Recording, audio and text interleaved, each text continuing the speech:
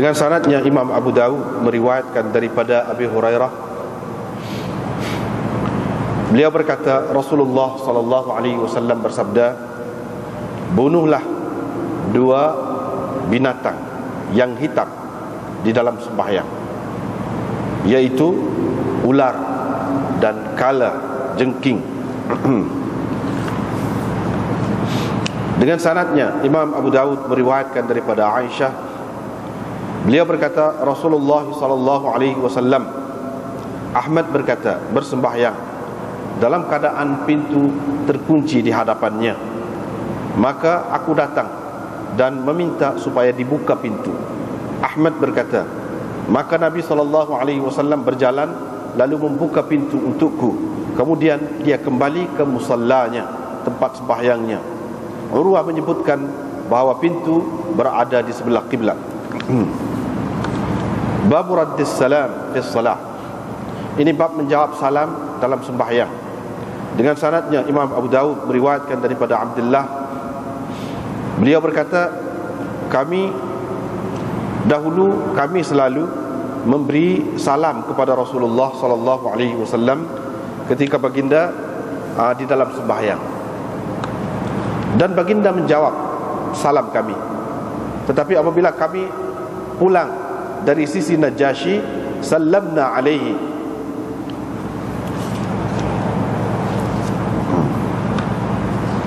Apabila kami pulang dari sisi Najasyi, kami memberi salam kepada baginda, dan Nabi SAW tidak menjawab salam kami. Wa qala, dan baginda bersabda, inna fis salati la syughlan, sesungguhnya di dalam sembahyang itu benar-benar ada kesibukan. Ataupun sesungguhnya sembahyang, di dalam sembahyang itu ada kesibukannya yang tersendiri. Dengan sanadnya Imam Abu Dawud meriwayatkan daripada Abdullah, beliau berkata, dulu kami selalu memberi salam dalam sembahyang, dan kami menyuruh dilakukan sesuatu hajat kami. Selepas itu saya datang kepada Rasulullah sallallahu alaihi wasallam ketika baginda bersembahyang, maka saya memberi salam kepadanya. Baginda tidak menjawab salam saya itu. Maka fa akhadhani ma qaduma wa ma hadutha. Maka sedih sangatlah saya dengan tindakan Rasulullah sallallahu alaihi wasallam tidak menjawab salam saya itu. Apabila Rasulullah sallallahu alaihi wasallam menyelesaikan sembahyangnya, baginda bersabda, sesungguhnya Allah Azza wa Jalla yuhdithu, melakukan ataupun memperbaharui agamanya, memperbaharui urusan agamanya apa yang dikehendakinya. Sesungguhnya Allah Subhanahu wa taala telah memperbaharui hukum bahawa kamu tidak boleh bercakap, bahawa la takallamu, jangan kamu bercakap dalam sembahyang. Selepas itu barulah Nabi SAW menjawab salamku. Dengan sanadnya Imam Abu Dawud meriwayatkan daripada Ibnu Umar, daripada Suhaib, bahawa beliau berkata, pernah aku lalu dekat Rasulullah SAW ketika baginda sedang bersembahyang. Aku pun memberi salam kepadanya. Beliau membalas salamku dengan isyarat. Qala, perawi berkata, yani Laith, saya percaya dia hanya menyebutkan isyarat, dia hanya menyebutkan isyarat dengan jarinya. Wa hadza, dan ini adalah lafaz hadis Qutaibah. Dengan sanadnya Imam Abu Dawud meriwayatkan daripada Jabir, beliau berkata, Nabiullah sallallahu alaihi wasallam telah menghantar aku ke Banil Mustaliq. Aku pun datang. Selepas itu aku datang kepada baginda ketika baginda sedang bersembahyang di atas untanya. Aku pun bercakap dengannya. Faqala, tetapi beliau mengisyaratkan dengan tangannya kepadaku begini. Kemudian aku bercakap lagi dengan Nabi SAW. Nabi SAW mengisyaratkan dengan tangannya begitu. Aku mendengar Nabi SAW membaca, yakni di dalam sembahyangnya, dan mengisyarat dengan kepalanya, yakni kepada ketika rokok, pada ketika rokok dan sujud itu isyarat dengan kepalanya, dia tunduk. Qala, perawi berkata, yakni Jabir, apabila baginda selesai mengerjakan sembahyang, Nabi SAW berkata, ma fa'alta fil ladhi arsaltuka, apa yang telah engkau lakukan untuk urusan ataupun pekerjaan yang aku suruh engkau lakukan itu. Sesungguhnya tidaklah menegah aku daripada bercakap denganmu, melainkan kerana aku sedang bersembahyang tadi. Dengan sanadnya, Imam Abu Dawud meriwayatkan daripada Abdullah bin Umar, beliau berkata Rasulullah SAW pernah keluar ke Quba, di mana baginda bersembahyang di situ. Qala, perawi berkata, lalu orang-orang Ansar datang dan mereka memberi salam kepada Nabi SAW ketika baginda sedang bersembahyang. Qala, perawi berkata, aku pun bertanya Bilal, yakni Ibnu Umar, aku pun bertanya Bilal, bagaimana engkau lihat Rasulullah SAW menjawab salam mereka itu ketika mereka memberi salam kepadanya dan dia sedang bersembahyang? Qala yaqulu hakadha, Bilal berkata, Nabi SAW mengisyaratkan begini. Ini isyarat begini ya, rendah, maknanya gitulah, gitu. Dia isyarat gitu. Beginilah isyarat. Tangan dia tu ke bawah gitu, bukan gitu, bukan angkat tinggi. Gitu saja. Gitu saja. Tapak tangannya ke bawah.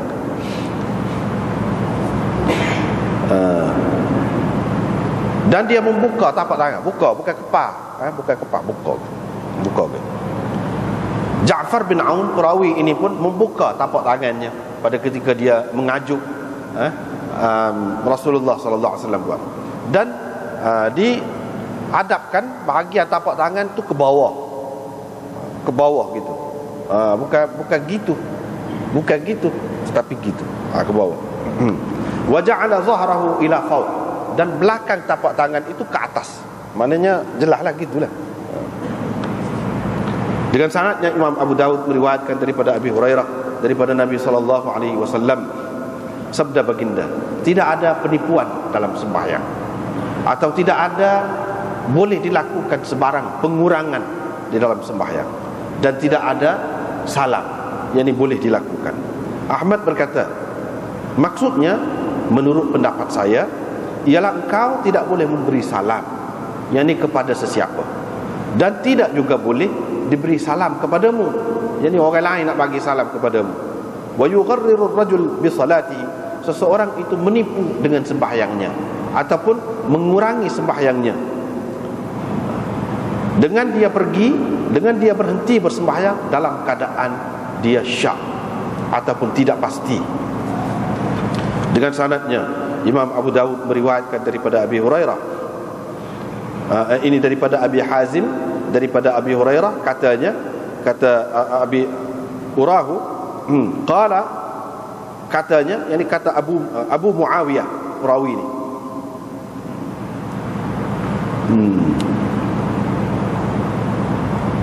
Urahu, saya percaya, rafa'ahu, dia, yakni Sufyan, memarfu'kan hadis ini. Qala, Nabi SAW bersabda, la ghirara fi taslim wala salah, jadi tidak ada perbuatan, tidak boleh sama sekali dilakukan pengurangan di dalam sembahyang itu. Tidak boleh la ghirara, dilakukan pengurangan dalam sembahyang dengan memberi salam, dan tidak boleh juga dilakukan pengurangan dalam sembahyang dengan perkara lain. Qala Abu Dawud, Abu Dawud berkata, Ibnu Fudail meriwayatkan mengikut lafaz Ibnu Mahdi, dan dia tidak memarfu'kan hadis ini. Sekat itu dulu.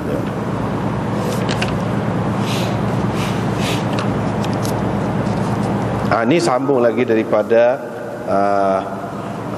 bab yang kita bincang sebelum ni, tak ada habis baru ni. Babul amal fi salah, yang ni gerak-geri dalam sembahyang yang bukan merupakan perbuatan sembahyang. Gerak-geri hak bukan merupakan gerak-geri sembahyang, ataupun pergerakan dalam sembahyang, sejauh mana boleh, sejauh mana tidak boleh, berdasarkan hadis Nabi SAW. Hadis yang mula-mula malam ni kita jumpa, iaitu hadis riwayat Abi Hurairah, di mana dia berkata Rasulullah SAW bersabda, kamu bunuhlah dua yang hitam di dalam sembahyang kamu. Maksudnya ialah al-hayyah, ular, dan kala. Ini hak hitam itu maksudnya ialah ular dan kala. Jadi hadis ini jadi perbahasan lah di kalangan ulama.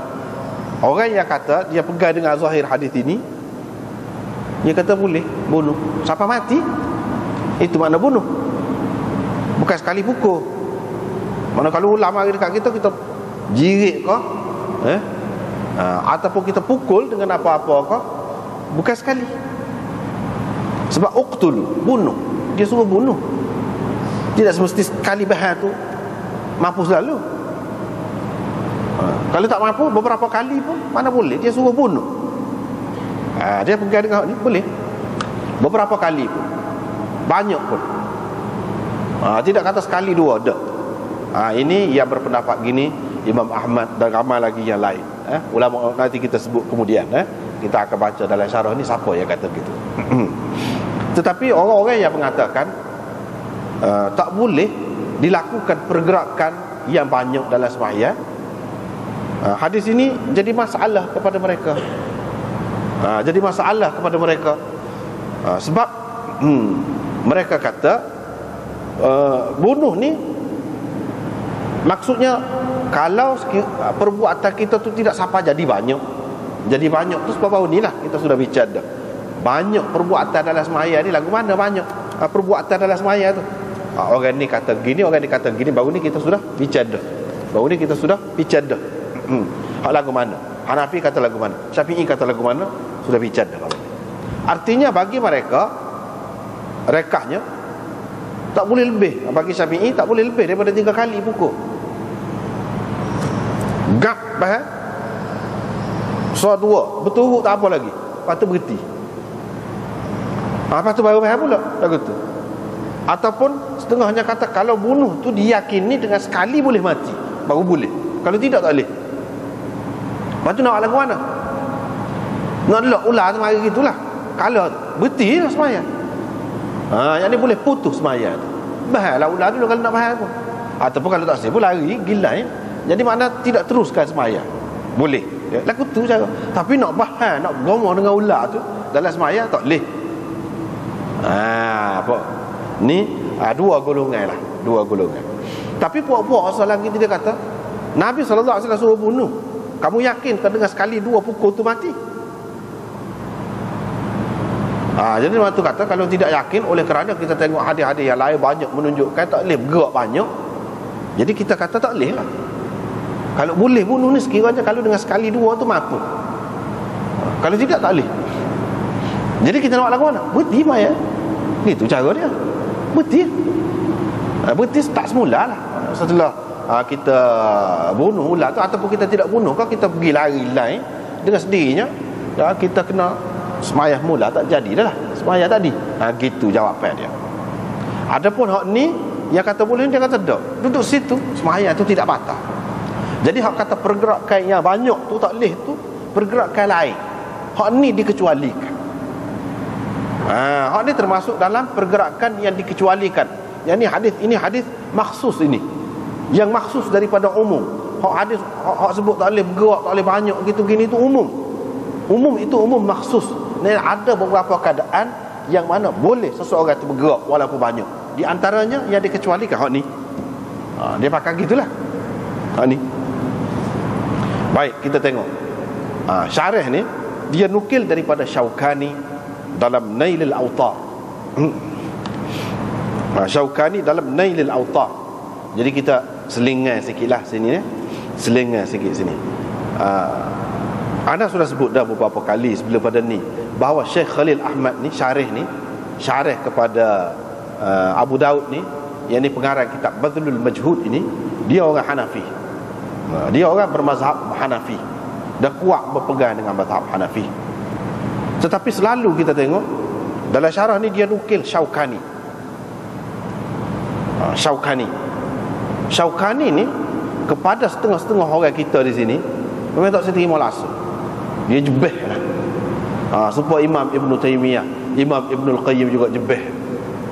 Tak kena lagu tu, tak kena. Itu tidak adil. Tidak sepatutnya begitu. Mereka telah berjasa banyak. Kita cuba kita tengok orang-orang yang alim-alim sungguh. Ni macam Khalil Ahmad, dia mazhab Hanafi, tapi dia terima, dia ambil, dia petik. Sebab dia ni ahli sunnah lagi ke mana-mana pun. Yang orang duduk marah ke dia, orang tempat kita ni jadi marah sangat ni ke dia ni sebab apa? Di antaranya pendapat dia kata tidak perlu terikat dengan mazhab. Hak tu yang orang marah tu. Mana-mana pun kalau sahih yang betul jelas kita boleh ikut, kata dia, asalkan kuat dalil dia. Itu ya dia orang kita marah sangat tu. Lepas tu dia kata taklid hanya boleh ittiba'. Taklid tak boleh, hanya boleh ittiba' dalam kitab dia Al-Qaulul Mufid. Bahkan dia mari dalam kitab tu, imam-imam besar ni pun larang taklid. Pasal dengar saja orang royak, lepas tu tidak cuba nak tahu dalil orang royak. Maknanya demo ni dia nak pergi nak ajak orang bawa kepada hadis dan Quran. Jadi kalau kita ngaji apa-apa misalnya, boleh kita buat gini, mana hadis? Gitu. Tok guru royak hadis tu tak apa dah lah. Itu orang panggil ittiba'. Hak tak sebenarnya ikut tok guru kata lagu mana-mana, tak ada dalil, tak perlu soal. Hak ni imam bila kita pegang ni ada dalil ke tak dalil, hak dia lebih kuat macam. Orang lain mari royak kuat setengah mana kita tutup telinga kita. Hak tu tak boleh, kata dia. Taklid lagu tu tak boleh. Hak naknya ittiba', kata dia. Ittiba' ni lagu mana? Mana kalau hak moleknya kita ngaji, tok guru tu kita tanya dia. Ataupun kalau tok guru kita tidak tanya pun, tok guru tu jenis royak selalu dalil dia. Ni hak kata lagu ni, mana dalil dia? Ni dalil dia. Hak senangnya ngaji hadis lah. Ngaji hadis tu ada selalulah dalil. Misalnya Imam Ahmad dia kata boleh buat, ni dalil. Orang kata tak boleh, ni dalil dia. Ada gitu. Itu orang panggil ittiba'. Jadi sebab tu orang marah. Padahalnya kalau kita tengok ni, Khalil Ahmad dia Hanafi, buat dia terima.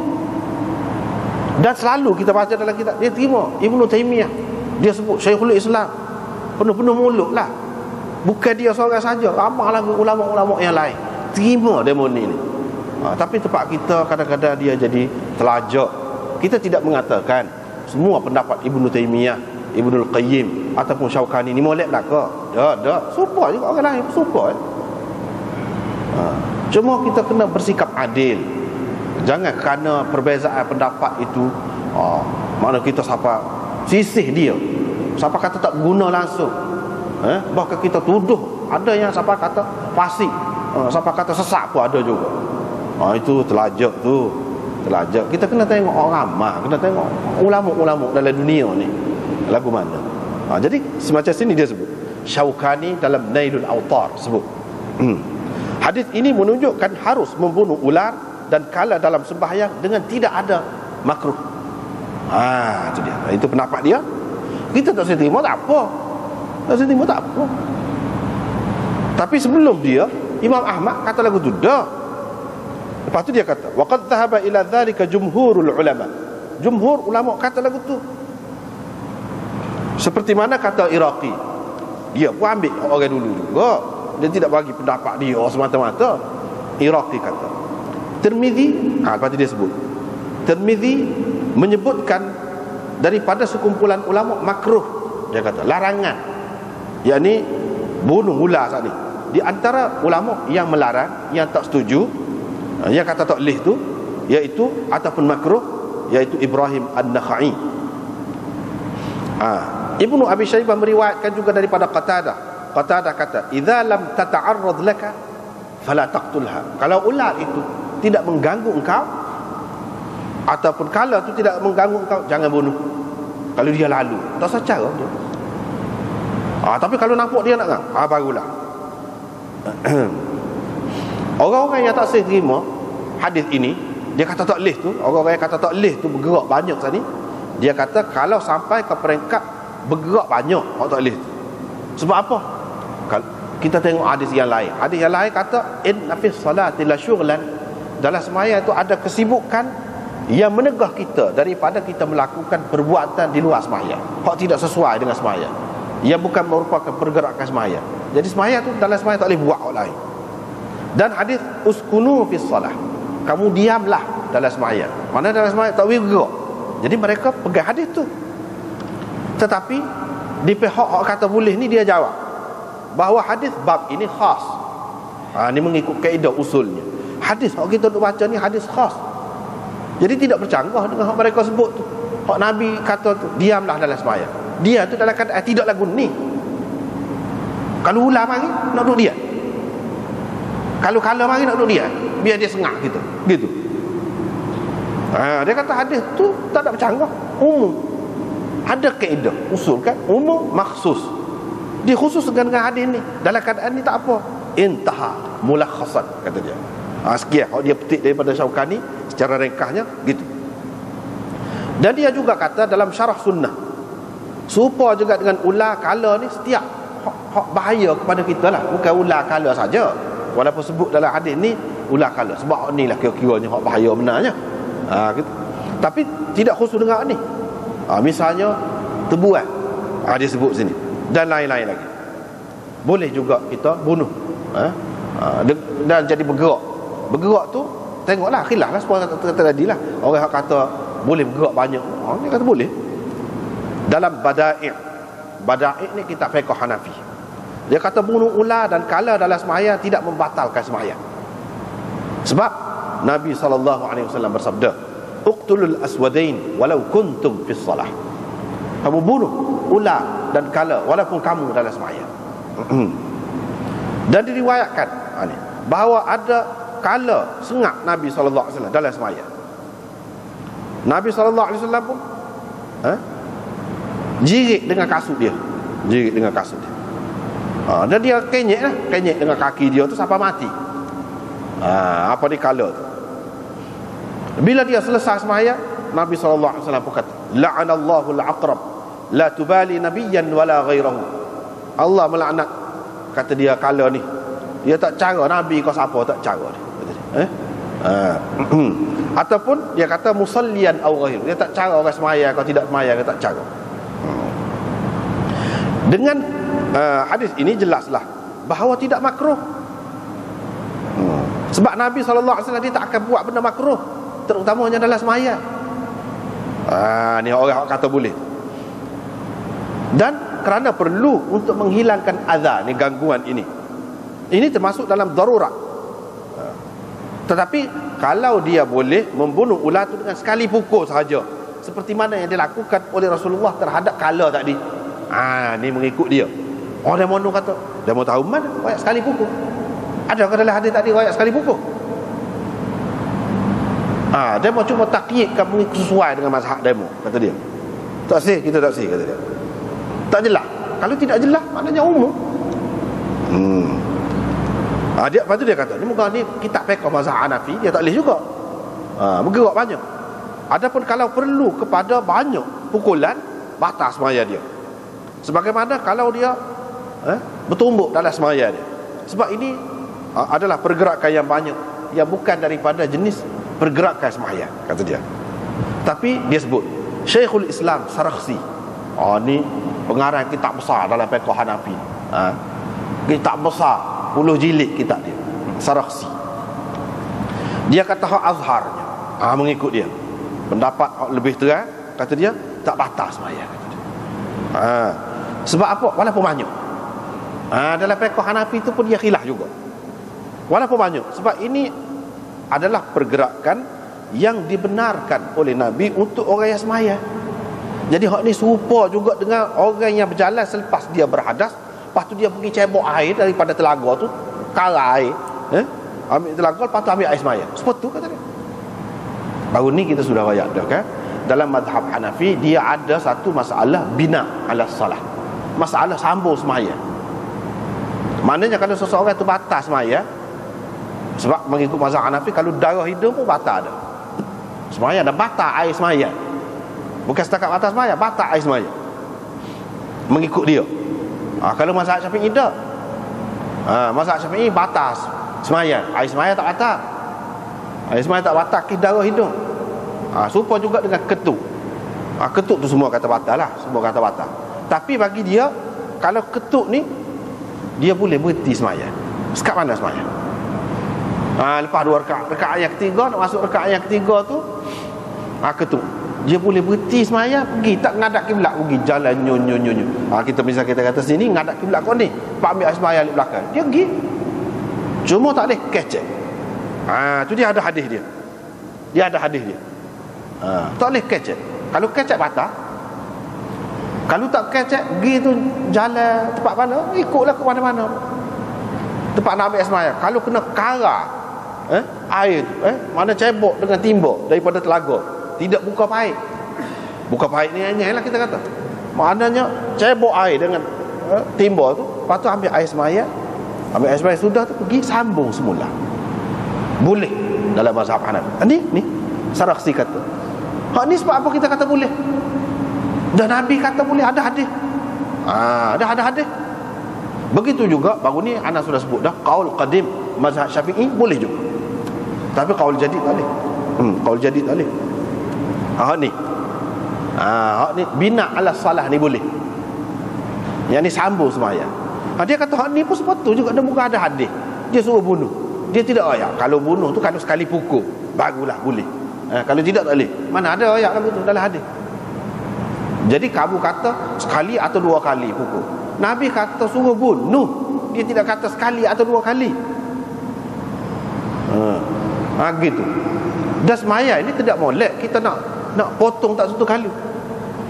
Nak batal tak satu kali, mudah-mudah tak boleh. Nabi SAW tidak ajar kita lagu tu. Sahabat-sahabat tidak ajar kita lagu tu. Ini kata Imam Ahmad. Tengok kalau tukar tu imam. Tukar tu imam. Saya nak bakar semaya. Nabi SAW bagi sambung. Orang lain ikut dia. Tengok. Tak ada kata mufarakah ke, batal semaya ke, berhenti ke. Tak ada.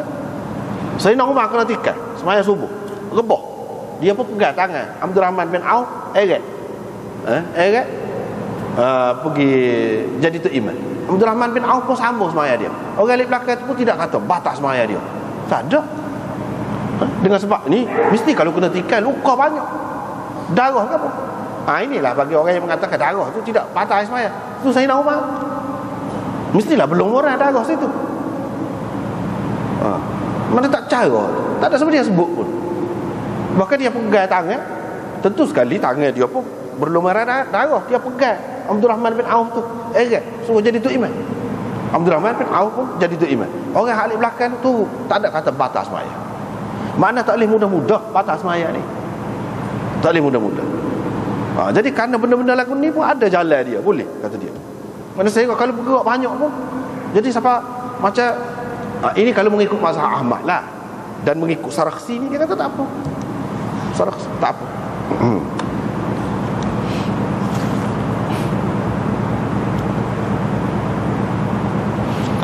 Tetapi ada pilihan lah. Memanglah kalau mazhab Syafi'i, mazhab Hanafi, hak ramai-ramai ni, dia kata kalau sampai pergerakan banyak berhenti, kena start mula sembahyang. Itu pendapat dia. Benda khilaf.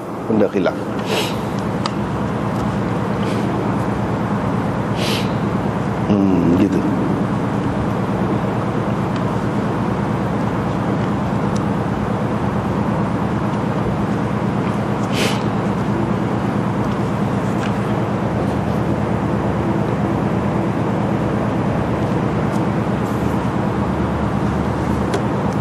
Lepas tu tak apalah.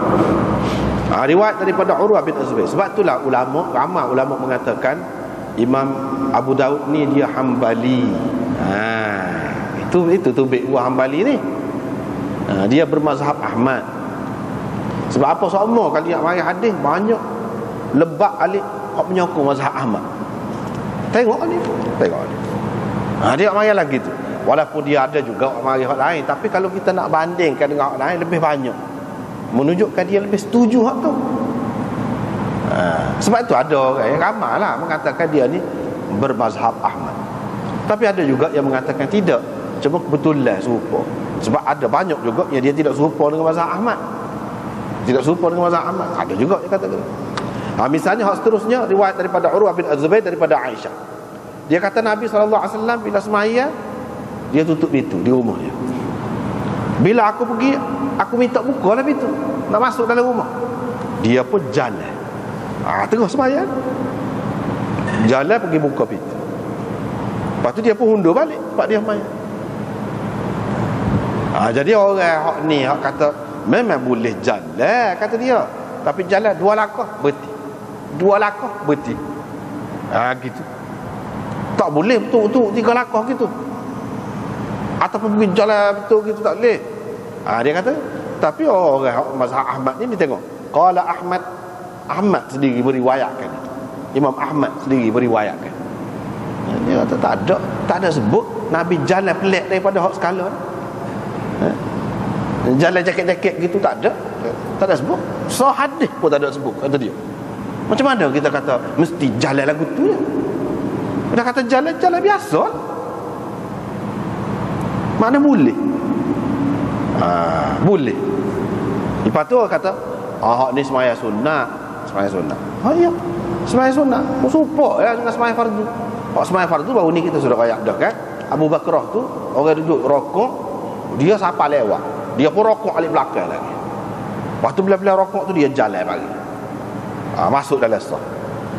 Bila sudah sembahyang, Nabi SAW doa ke dia, bukan kata tak boleh, doa zadakallahu hirsan wala ta'ud ataupun wala tu'id.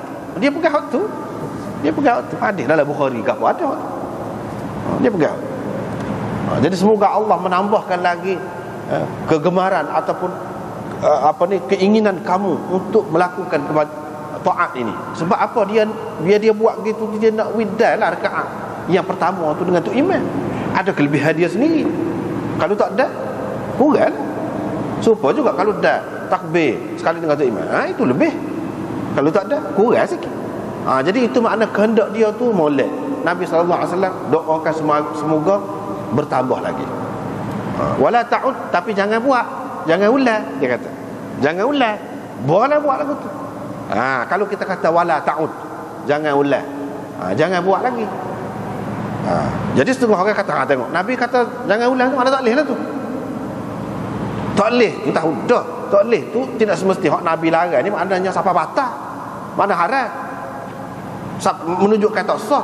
Kalau tak sah mesti Nabi kata hak tadi muslim main mula. Ada kata-kata tu? Tak ada. Bila tak ada menunjukkan semaya tadi sah, cuma tak molek. Kadang-kadang nahi tu nahi tanzihi, bukan tahrimi. Mana hak molek, kalau nak kira hak molek tak usah buat lagu tu lah. Itu kalau kita pakai riwayat hak kata la ta'ud. Tapi kalau kita pakai riwayat hak kata la tu'id, jangan ulang. Yang ni tak payah ulang semula semaya, tak payah semaya semula pada hak tu lagu tu. Itu di antara pegangan mereka. Lepas pada tu kalau kita tanya lah, lepas tu molek kau buat lagu tu. Kalau kita tengok orang tu jalan mari, orang ni jadi mana bebas lah nampaknya. Semua kata hak lebih moleknya duduk tenang dalam sembahyang, nampak khusyuk, itulah hak moleknya. Tapi jika perlu, boleh lagu ni. Bahkan tidak salah kalau seseorang itu untuk mendapat kelebihan. Misalnya macam Abu Bakrah sana, dia kadang nak dapat kelebihan dalam sembahyang, dia buat lagu tu tak salah. Sebab apa? Nabi doa, Nabi tak akan doa atas benda yang salah. Dia buat ikut tu lah. Cumanya tak molek lah, jangan dibuat kebiasaan. Hak moleknya pergi awal lah, biar ada sekali dengan tu imam takbir ke apa, tu lah moleknya. Semua kata lagu tu, cumanya dari segi cara berjalan, lepas tu perbuatan tu sampai batal ke tidak, itu yang jadi khilafnya. Dari segi hak lebih molek tu, semua kata lebih molek kalau tidak bergerak lagu tu.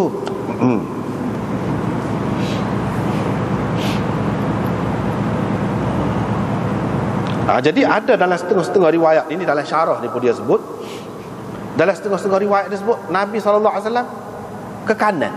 Sebelum dia pergi buka pintu tu, dia ke kanan ataupun ke kiri. Ada dengan syak perawi, ada dalam riwayat Daraqutni dan lain-lain lagi, dia sebut di sini. Boleh tengoklah mana ada syarah tu, boleh tengok. Jadi hak zahir tadi kita tengok ni riwayat Abu Daud ni, dia pun berjalan pergi macam jalan betul gitu sampai ke pintu tu.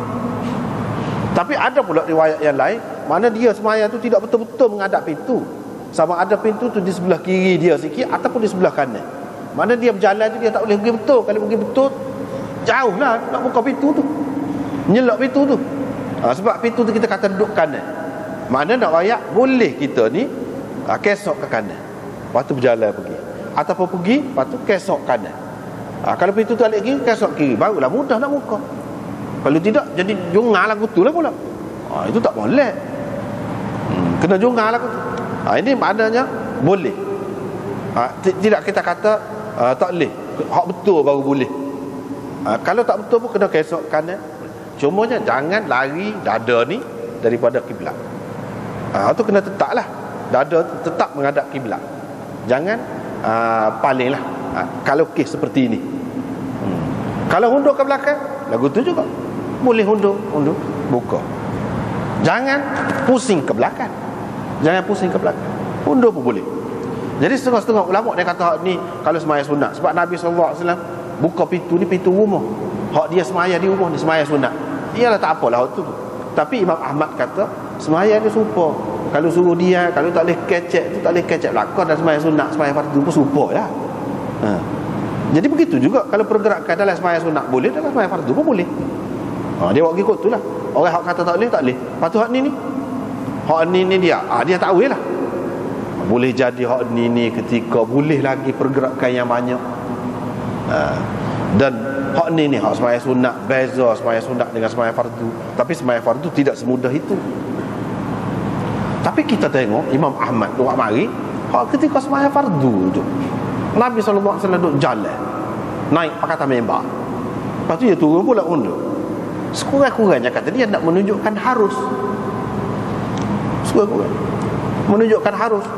Dan baru ni kita sudah jumpa Nabi SAW akak tok atas bahu dia, tok atas belakang dia, dukung Umamah. Ini pergerakan yang banyak. Sebab tu kita kata sini nampaknya lebih kuat kepada mazhab Ahmad. Orang-orang yang kata Abu Daud dia bermazhab Ahmad, inilah di antara dalil mereka.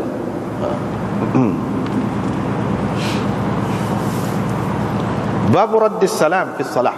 Ini bab menjawab salam dalam sembahyang. Riwayat daripada Abdullah bin Mas'ud kata dia dulu kami selalu beri salam kepada Nabi SAW tengah sembahyang, dia jawablah Assalamualaikum. Nabi jawab Waalaikumsalam. Tengah duduk sembahyang. Suatu ketika dulu bila kami balik daripada sisi Najasyi, yakni sebab Abdullah bin Mas'ud ini di antara sahabat yang berhijrah ke Habsyah. Bila balik daripada Najasyi, daripada Habsyah tu kami beri salam ke dia tak jawab.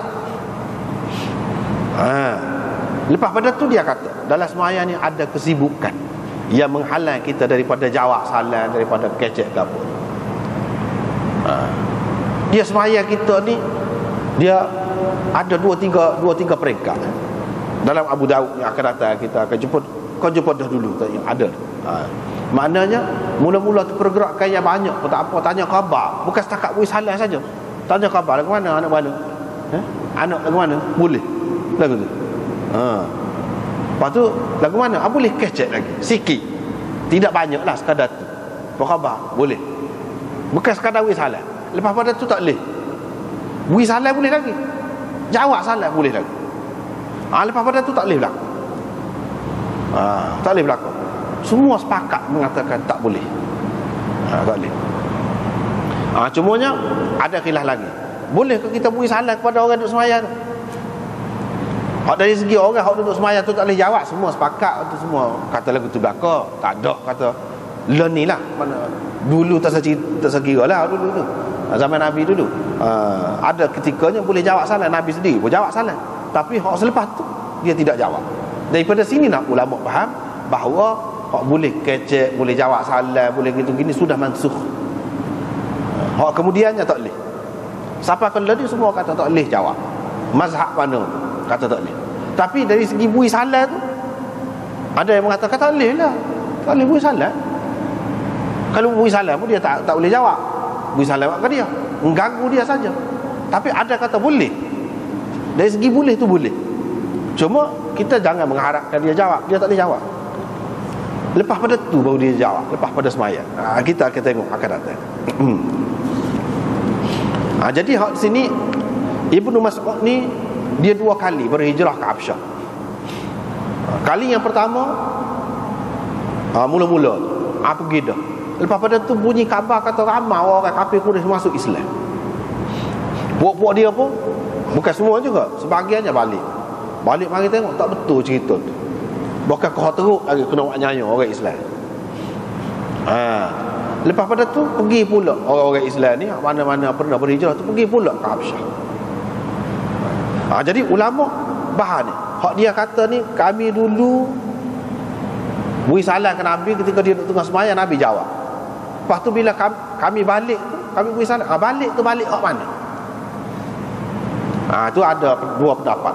Ada yang mengatakan Ibnu Mas'ud ni balik sebelum perang Badar sikit. Ketika Nabi SAW duduk siap-siap nak pergi perang Badar. Sebab dia ni ahli Badar. Dia ni ahli Badar. Maknanya dia balik pada ketika tu. Dan pada ketika itulah diperintahkan supaya dia dalam sembahyang. Tak boleh jangan salah ke apa. Wa qumu lillahi qanitin. Wa qumu lillahi qanitin. Hendaklah kamu berdiri mengerjakan sembahyang dalam keadaan senyap, tak kecek orang luar. Itu salah satu makna dia lah. Selain daripada tu qanitin, makna dia dalam keadaan senyap, tidak bergerak-gerak. Tidak bergerak-gerak. Yang ini dengan pergerakan yang lain daripada pergerakan sembahyang lah. Tu. Di situ mereka kata sebab apa?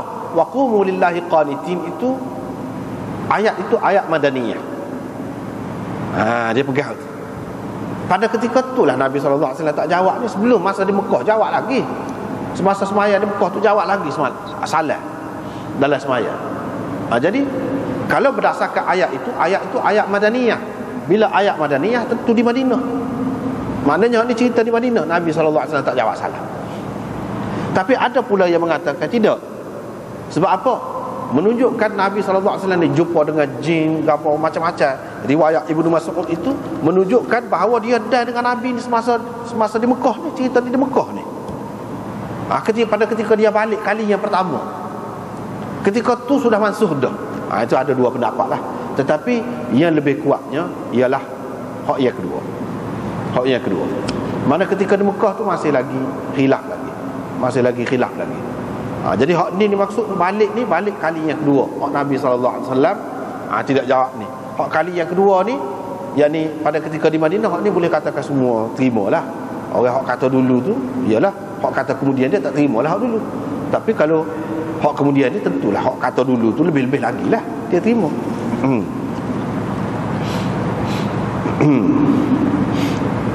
Jadi gitu. Lepas tu dalam syarah dia sebut tidak ada khilaf di antara ahli ilmu. Ni tak apa. Sebelum pada tu dia kata hadis ini menunjukkan bahawa haram jawab salam dalam sembahyang. Begitu juga hadis ini menunjukkan bahawa tidak boleh bercakap dalam sembahyang. Setara salam tu padahal ada juga assalamu alayka ayuhan nabi, ada juga assalamu alayna, ada juga dalam sembahyang tu. Mana perkataan salam tu ada juga. Cuma salam hak luar ni tak ada, serupa dengan hak luar ni tak ada. Assalamualaikum, hak tu tak ada. Tetapi pada umumnya, secara umumnya salam tu masih ada juga dalam sembahyang. Mana sesuatu yang tidak bercanggah juga dengan sembahyang. Setara tu pun tak boleh. Setara tu pun tak boleh. Sekadar hak disuruh boleh tak? Assalamualaikum ayuhan nabi, assalamu alayna wa ala ibadillah. Hak tu boleh. Tapi kalau assalamualaikum supaya hak luar ni kata ni ucapan salam, itu tak boleh. Setara tu pun tak boleh. Apatah lagi kecek orang lain. Tu dari situ dia pegang. Lepas tu dia kata tidak ada khilaf di antara ahli ilmu tentang orang yang kecek dalam sembahyang dengan sengaja, dengan tahu, tak boleh kecek dalam sembahyang ni, batal sembahyang dia, fasadat salatu, batal sembahyang dia. Ibnul Munzir menyebutkan, dia kata ijma' ahli ilmu bahawa orang yang bercakap dalam sembahyang dia dengan sengaja dan dengan tidak maksud untuk mengislahkan sembahyangnya, semaya dia batal. Islah ni lagu mana? Sebab Zuliyadain itulah cerita Zuliyadain. Jadi dia nak berjelaslah semaya ni lagu mana. Adakah sudah dikhasarkan ataupun kamu terlupa. Tu dia kecek. Dia kecek tu bukan kecek tu tak batal semaya lagu tu. Sebab apa? Dengan maksud islah semaya. Walaupun sudah beri salam dah. Lepas tu kecek dah, kecek banyak. Tapi ada juga yang kata kecek sebanyak sebanyak tu lah Nabi tanya balik, lepas tu dia jawab balik sebanyak tu. Kalau lebih pada tu tak boleh. Tapi setengah kata tidak. Lebih lagi pun kalau berkait dengan semaya ni lah. Kait dengan semaya. Semaya hak berkenaan yang dibuat tu tadi. Ada kesalahan kalau misalnya orang di belakang itu tak apa. Itu ada khilaf lagi. Tapi kalau mazhab Abu Hanifah dalam bab kecek dalam semaya ni ketat dia, ketat tadi. Kalau sudah di luar semaya apa kata dia? Kecek macam Zuliyadain. Itu khusus zaman Nabi tu selesai dah tu kata dia. Untuk kita lah ni tak boleh. Untuk islah semaya apa tak boleh. Hanya sekadar kalau dalam semaya Nabi SAW ajar dah. Subhanallah. Kalau silap sekadar tu. Kalau nak kecek dengan percakapan biasa ni, kecek Melayu, kau kecek Arab, kau kecek tak boleh. Tak boleh. Sama ada dengan keliru kau semaya tu berhenti dulu kau. Kalau kau selesai dah, lepas tu ada orang tunggu. Kalau kecek tak boleh. Batal selalu semaya. Itu dalam mazhab Hanafi agak ketat. Mana tak boleh kecek dalam semaya. Tetapi mereka ikhtilaf, beza pendapat tentang orang yang tak sedar, terlupa ataupun jahil, dia tak tahu patah semaya dia dengan sebab kecek. Kalau dia kecek lagu mana? Itu khilaf. Tirmizi ada menyebutkan pendapat kebanyakan ahli ilmu bahawa mereka menyamakan antara orang yang terlupa, orang sengaja, orang jahil serupa, tak boleh berlaku, patah semaya. Itu hak aksar kebanyakan ulama. Lepas tu dia sebut ini pendapat Thawri, Ibnul Mubarak, dan ini juga pendapat Nakhai, Hamad bin Abi Sulaiman, Abu Hanifah. Itu pendapat kata terlupa ke, jahil ke, apa ke tak boleh berlaku, patah semaya. Ibnul Munzir lepas tu dia kata, Imam Tirmizi sebut satu kumpulan ulama berpendapat ada beza di antara percakapan orang yang terlupa, orang yang jahil dengan orang yang bercakap dengan sengaja. Yang ni hak bercakap dengan sengaja, dengan sedar tahu tak boleh kecek, hak tu batal semaya. Yang ni dengan maksud untuk islah semaya lah, bukan kecek cara hak luar ni tak. Dengan maksud untuk nak baiki, nak betul semaya ni. Dia kata tak apa. Kalau orang sengaja tak boleh. Tapi kalau dia terlupa, dia tidak sedar, dia tidak faham, ataupun dia jahil, tak apa. Dia pegang dengan Zuliyadain itu. Sebab Nabi terlupa tu. Dia berhenti semaya, dia kamat 4 rakaat, dia semaya 2 rakaat. Lalu ada percakapan tadi. Itu kerana terlupa. Dia terlupa. Ya dia ni dalam semaya. Dia kira dia sudah habis dah, selesai semaya. Bila dia pasti pula, tak apalah. Itu untuk islah semaya. Dan Zuliyadain sahabat dia tidak tahu. Jadi kecek tu tak apa kalau dalam keadaan tu. Dalam keadaan untuk islah semaya. Misalnya kita kata kita di rumah, misalnya di rumah semaya, waktu tak betul tu imam. Kita nak kecek Arab lagu mana kita tak erti. Tadi rasa lagi tu kita kata kita kata gitu kecek ke Melayu. Boleh ke tidak? Kalau mengikut demon ni boleh. Khilaf tu tahu dah. Saat inilah kayak Abu Hanifah gapo ni tadi tak boleh. Tapi sekumpulan ulama kata Tirmizi mengatakan boleh dengan maksud islah semaya. Kalau kerana terlupa. Dan untuk baiki hak tu lah. Ataupun jahil.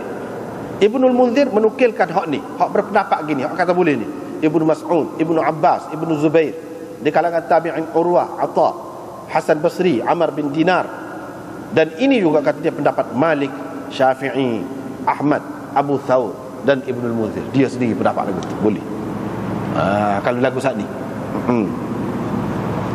Tapi kalau tengah-tengah duduk semaya tu, tengah duduk semaya bukan tu imam berhenti beri salat dah. Itu tak boleh. Kalau tengah-tengah duduk semaya, kita tak boleh kata. Kalau kita kecek walaupun untuk tegur, tak boleh. Batal semaya. Batal semaya. Tak boleh. Hanya kena kata subhanallah. Gitu. Orang perempuan pun tak boleh kecek. Kalau mengikut mazhab Syafi'i dan kebanyakannya, dia kata tak boleh kecek, kena tepuk tangan gini. Bukan tepuk lagu ni, tepuk gini.